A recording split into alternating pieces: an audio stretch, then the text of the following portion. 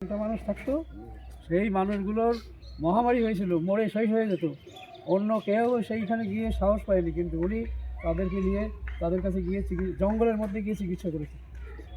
এইরকম জারোয়া নামটা শব্দ শুনেছেন তো? ওই যে প্রজাতি আন্দামানে, ওই আমাদের ওনাদেরকে বাঁচিয়ে রেখেছেন উনি। বিচ্ছিন্ন, ওনারা তো বিচ্ছিন্ন ছিল, তাদের কাছে যে কেউ যেত আগে ফিরে আসতো, হ্যাঁ যেতে পারতো, তাদেরকে মেরে দিত আর কি, গেলে আর আসতে পারতো না। তাদেরকে ফেরত দিত না। তাদের আস্থা অর্জন করতে হয়েছে, তাদের যে বিশ্বাস অর্জন। বিশ্বাস মানে জীবনধারা, সংস্কৃতি, সমস্ত কিছুর মর্যাদা দিয়ে তাদের কাছের মানুষ হয়ে গেছে।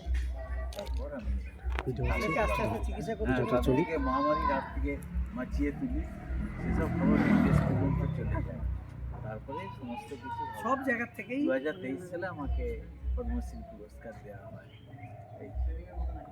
তখন তো আপনি জানতেন না যে আপনাকে পুরস্কৃত করা হবে এর জন্য? না, না, আপনি তো না, আপনার না, টানে করে গেছেন, হ্যাঁ, আমি আপনার কোনোদিন প্রাণের টানে। পুরস্কার না, যে কাজ করে ওই ধরনের সেগুলো কখনো ভাষাই করে না। নিয়ে কাজ করতে যাচ্ছে, যে ধরে নাও প্রাইজের ব্যাপার নেই, পরের ব্যাপার। বড় প্রাইজটা তারা চাই না, আশাও করে না।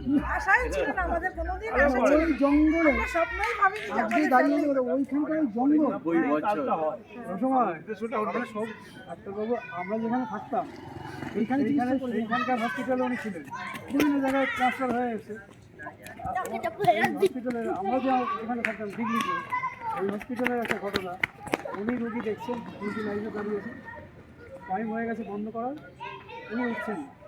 এখন ওনার উপরে বিরূপ হয়েছে কম্পাউন্ডার, দারোয়ান, ওনাকে বলছে, আপনি আপনার বাসায় সংসার নেই তো আমাদের কি সংসার নেই?